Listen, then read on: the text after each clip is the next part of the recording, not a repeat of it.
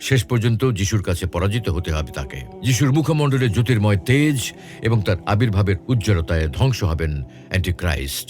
অ্যান্টিক্রাইস্টের প্রতি মধ্যযুগীয় দৃষ্টিভঙ্গি জানা যায় এডসো, রিপেলিন এবং অন্যান্য লেখকদের রচনা থেকে। মূলত ওই বার্তাটি প্রকাশিত হয় সে খ্রিস্টের বিপরীতে এক মিথ্যার নাম।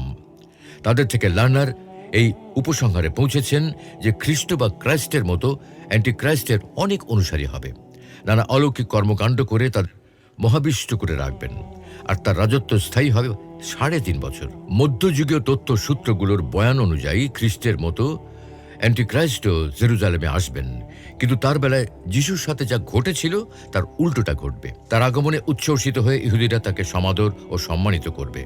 শাসনভার গ্রহণের পর তিনি সেই মন্দিরটি পুনর্নির্মাণ করবেন এবং সলোমনের সিংহাসনে আরোহণ করবেন। পৃথিবীর শাসকেরা তার প্রতি আনুগত্য জানাবে। সে তাদেরকে